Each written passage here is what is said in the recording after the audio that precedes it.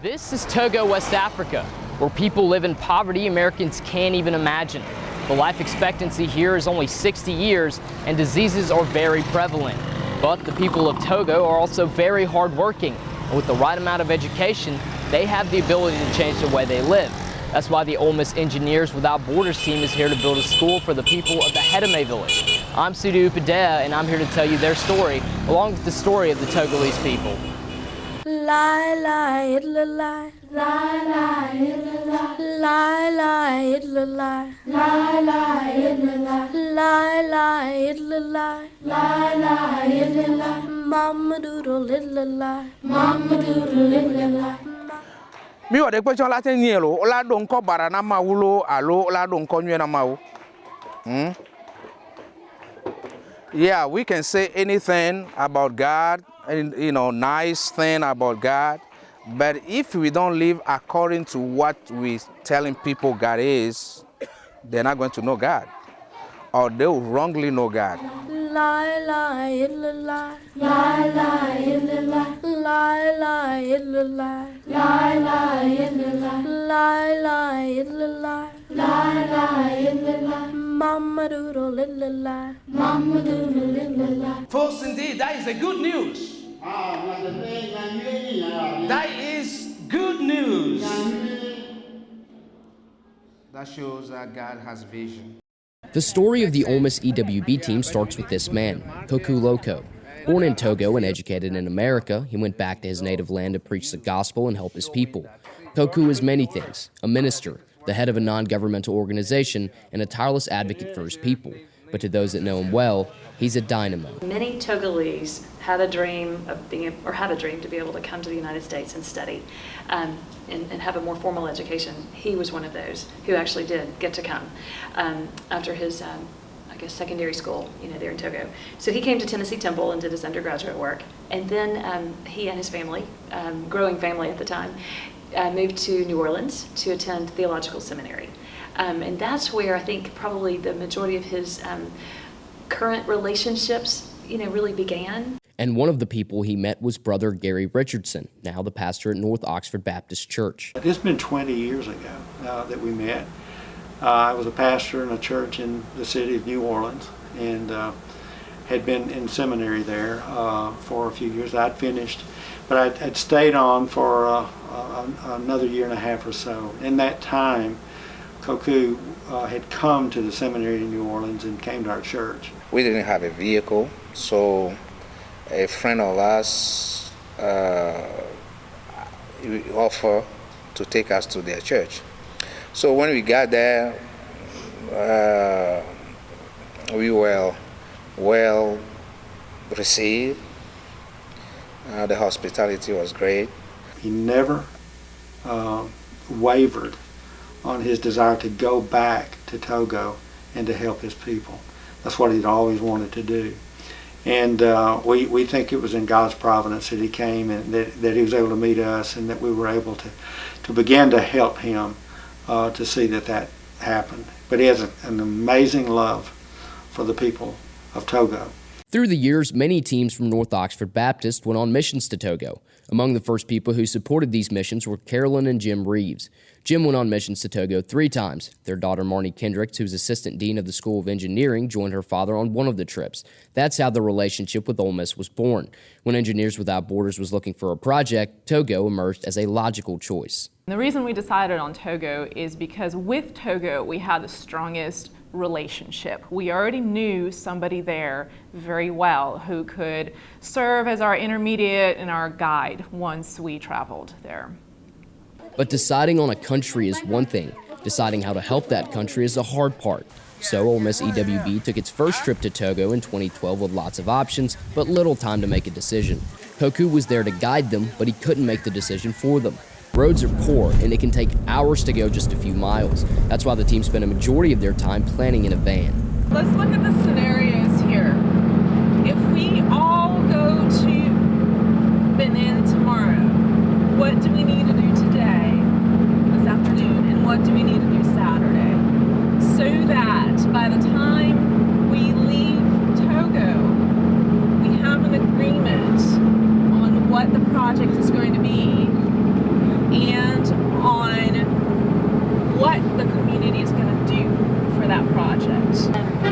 seems critical to me right now, that we should try to nail down our decision on what project, what location, what village, what leader, what specific requirements we're going to have in the next 24 hours while we're here. Time is of the essence. So I feel like we need to sit down clearly and identify that with Koku and with all the decision makers that we have within our circle. In the end, the Hedome village needed a school, and the engineers could build it. We from Engineers Without Borders, University of Mississippi, USA, will work with you in the next year to help build a school for Hedome. Thank you. You're welcome. Thank you. We look forward to working with you. EWB requires the community pays 10% of the costs and helps with the project. And once Hedome agreed, the engineers went in August of 2013 to begin construction. Going along with the team this time was a professional mentor, Michael Castelli, the father of EWB Ole Miss team leader Maddie Castelli. And of course, Koku was there as a constant presence on the work site. He's a leader. He's a commander too. He gets things done. And in a country where there is not a big skilled workforce and limited education, he is able to get a lot of things accomplished. He worked day and night for us while we were there because he was with us all day, breakfast through dinner, late dinner. And then he'd come back the next morning having worked some more to get us prepared for the next day. In January of 2014, 2 EWB teams from Ole Miss went back to finish the project. In front of me here is the school building of Hedome Village that they're currently using. The team has commandeered half of the building to use for the truss construction, and the other half is now being used as class day-to-day during the school year. If you follow me through here,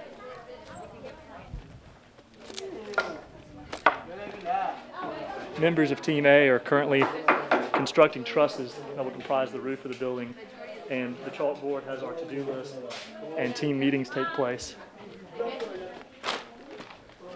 Through the building on the other side is where the teams are constructing the village school. In front of you, you can see classrooms 1 and 2, and the columns for classroom 3 are being constructed as we speak. As the team arrived, all of the columns and beams for classrooms 1 and 2 have been completed, and the trusses as well.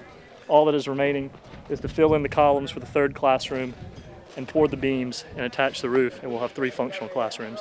Constructing a building in the U.S. and constructing a building in Togo are completely different things. Well, we're sorting gravel. They don't really have the ability to do that here in Togo, so we do it ourselves. We got to get the right size to fit in the spaces for the column. We need good solid rock, but it can't be big and it can't be, what they call rice gravel.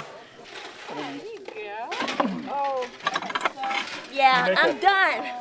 Yeah. Can you see this? I did this.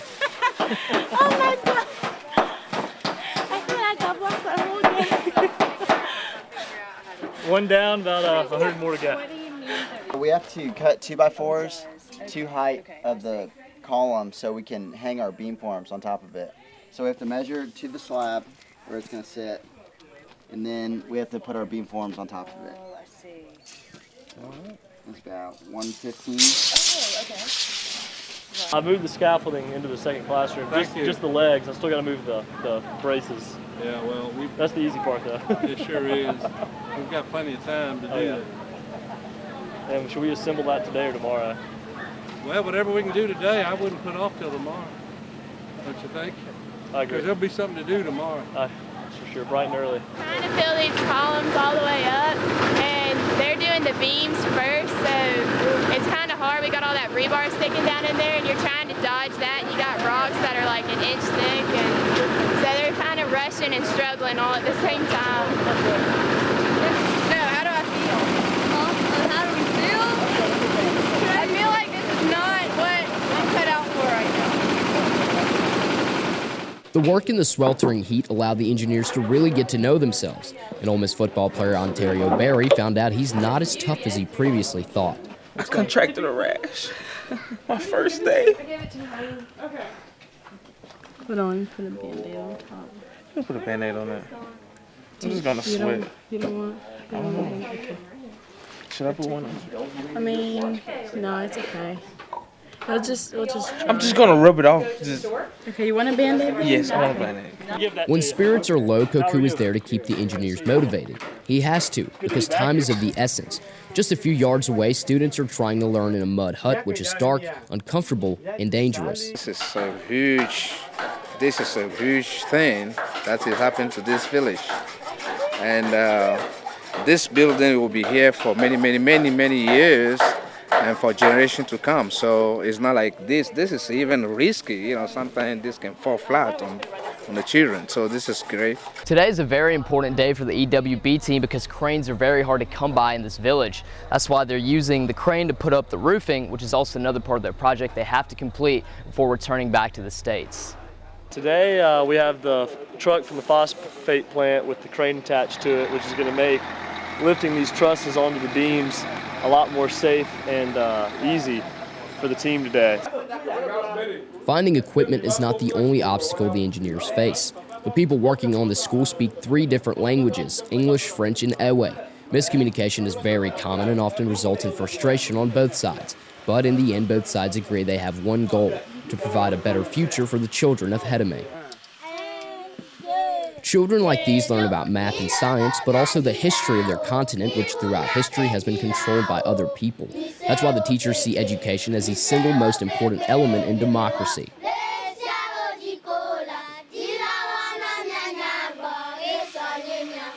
It can be seen today that Africa seems to be independent, but we are not truly independent. This independence policy is just on paper. It's not in reality, because we still depend on Europeans.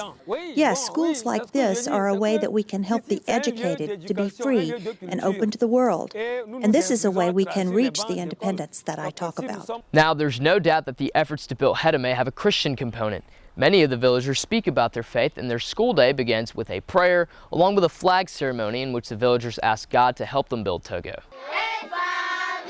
Songs like this one sung in class talk about God creating the world.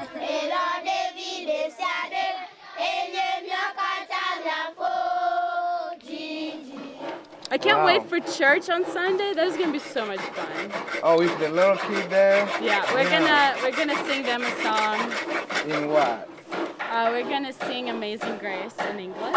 In English? And then They know gonna, in Ewe? yeah, and then they're gonna sing it in Ewe. Yeah. It's gonna be fun. Wow. Well, most of the folks we're dealing with are Christian, and most of the team I think are. And you know, I'm a Christian, and I believe that my Heavenly Father guides and directs all of my activities. So I'm feel like I'm in good company with the folks here, and we really needed God's blessing to move this project forward because of the challenges we've had. And things could go just absolutely bad without His help, so we are thankful for that Christian component. Now, eking out a living is very hard in the village of Hedome. That's why these workers work very hard, but on Sundays they come to this church here, they sing hymns, and they praise God. So you come in showing us the way to build a structure that will last is a good testimony. Instead of coming and build something junk, that will be a bad testimony unto God. Even with 3 languages, there is no barrier when everyone sings Amazing Grace in their own language.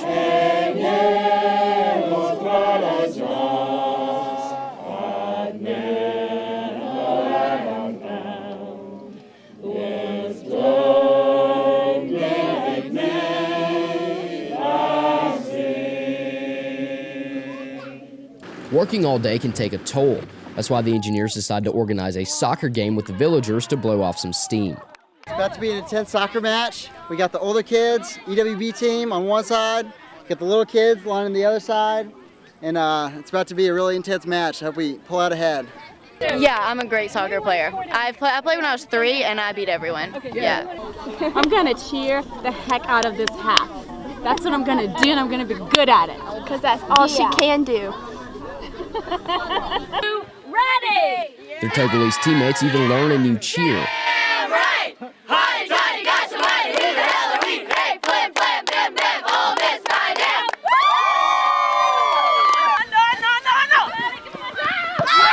But that confidence erodes very quickly when the children score their first goal. It's some tough competition. They're fast. They're so fast. They're blurs. David! David! In the end, the children's speed is too much for the engineers and their teammates, with the final score 4-2 in favor of the kids. A fierce competitor, Ontario Barry, is not happy.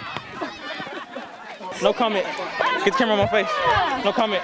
It's a tough loss, but we tried our hardest. And I really think we left it all out there, so that's all that matters. Okay, the list on the wall is our workers that have worked on this project. So they are invited to dinner. And we have a special table for the workers that have been here every day. Okay, we're very thankful for them. Nearing the end of their stay in Togo, the engineers and the villagers shared a feast prepared by Koku's wife Yvette, where both American and Togolese dishes were served. Well, this is the cake for dessert. We have chocolate and buttercream cake. And over there, we cook some rice and a beef with carrot and potato soup, tomato soup. And here is potato salad. So here is our food. Yes. Our food. We call it la pâte. And here is some a kind of vegetable we cook. A sauce is salami, fish, and the head too is inside. And it's very spicy, you know. So that's it. It feels good. Like, even though I know we're not going to be able to feed all of them, like, it kind of hurts my heart. But, you know, like, I'm just grateful and I'm thankful, you know, that I've had this opportunity to be able to come down here and, you know, build a school, which is like very important, you know, and it touched me, you know, like I'm very grateful. Back on the construction site, the work is nearing its end. Last one, everybody! Okay, let's move it over. Now the final step that remains is the roof. So since we're on this corner, this is the number of sheets. So we're starting here and going that way. So 3 gray, and then the dark is the red. So University of Mississippi, Hedome. And then just Hedome on the other side. With the roof in place, it is time for the engineers to present the school to the villagers. Today's the last day that the team will be in country, and so we're having a meeting with the villagers to explain our expectations while we're gone and to show our thanks for all the help they've given us over the course of the past 6 months and the previous 2 trips, and congratulating them on a beautiful school and kind of ceremoniously giving it to them. This is your school, so we want you to be proud of it. And on the roof we have UM-H for University of Mississippi, Hedome. Next is Pastor Samuel. We could not have done it without you, because you have stayed out here this entire time and you have followed us around as well and translated greatly. And when we get confused, you straighten things out for us. So thank you. Every Ole Miss EWB team leaves with a gift from Koku and his family, a traditional Togolese outfit. Team members wear the clothes while in Togo, but they're even more prized back in the States, where they're worn at reunions of the Togo travel teams. Another tradition is posing at the Vogon tree. It's so gigantic, it's difficult to conceive of its size. It's always bigger than the group gathered underneath its branches, but everyone wants this picture, and team members are often asked, is that tree really that big?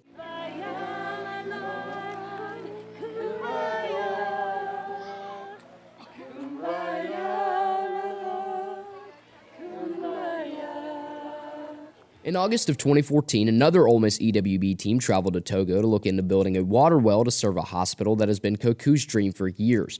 This time they partnered with 3 members of Rotary International who were interested in supporting the project.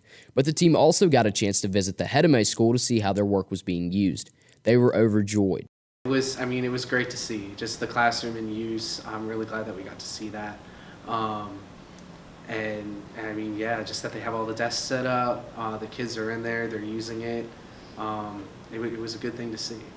The marked improvement that was seen between what they had before and what the EWB Ole Miss chapter was able to do building the new school was really impressive. It was emotional when they started talking and they started saying how thankful they were and how grateful they were for everything. It was an amazing feeling to realize that like I affected kids that are coming through school. A couple of the oldest gentlemen that were sitting there who are part of the community got up and kind of unsteadily because they had trouble with their being on their feet and very emotionally told us how happy they were with having the school, and they know it was so much trouble for us to travel there and build that school, and they're so happy to provide an education to their children. And that was an emotional moment. It gave me goosebumps. So that's what tells me that that school was a good project and that they're happy. While EWB continues its planning back in the States, Koku works on dedicating his life to his people. They often tell him their needs, and always on Sunday, preaching the gospel to people who need hope. It's difficult, especially as a pastor, to see that your people are struggling. Maybe they come to church empty stomach, and you don't have the answer.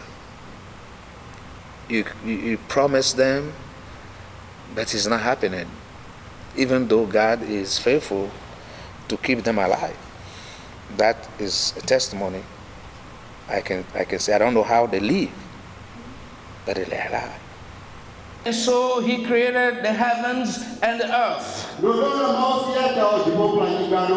God had a vision, and so he did not leave the heavens and the earth empty and voiceless or formless. As we're speaking, a lot of countries are at war, killing each other. And the main problem is because people don't know God. Koku's dream of building a hospital for his people has become a reality, but it needs support, a well, electricity, staff. Koku is depending on his faith to get his people what they need. He is so humble, and if you've ever been around him, he's a very, very humble man. And quiet, humble guy. And so the first time we saw him with his people, it was a pretty shocking and amazing experience. One of our guys that was with him said, "Koku, you're the man. You're the man." And that's the kind of the way he is seen. He has relationships with political figures there. He has relationships with the chiefs of the different areas. Bogon in particular, and he knows his people, and he knows his people very well. He knows that people that come there to serve have a limited amount of time, there are limited resources, and they want to accomplish something. And if you just allow Americans to show up in a country like that and wander around and try to figure it out on their own, nothing will really get accomplished in the same manner as somebody that's driving the process in the background and has already established the connections that would be necessary to get approvals to get things done. So I would describe him in a few simple words as strong leader, ambitious, visionary, optimistic and realistic, but also never giving up on the goals. Right now I'm not afraid to die because I know that when I leave this world, I go to a better place. But what worries me is after me, Koku, crazy loco, what will be left out there. Reason why every day Yvette and I, we pour our life in the life of people. And recently you see that I have been coming to America frequently. Whenever I come, anything I can get on my hands on that will benefit the ministry in Togo, I try to do that. So we are establishing a ministry that when I pass off the scene will not just come to an end, but will prosper. And I tell my guy, you can do even greater than what the Lord is using Yvette and me to do. So my legacy I want to leave is not in terms of building or anything. I just want the name of Christ to continue to be known. On behalf of the people, all the people in Hedome, the student, the future student, even the babies now that will be going through that school. On behalf of all of us, let's again, we can express our appreciation to you all. Seriously, you don't need us, we need you. And the Ole Miss EWB commitment to Togo is for at least 5 years. Even more chances to put a Mississippi contribution to the future of Africa.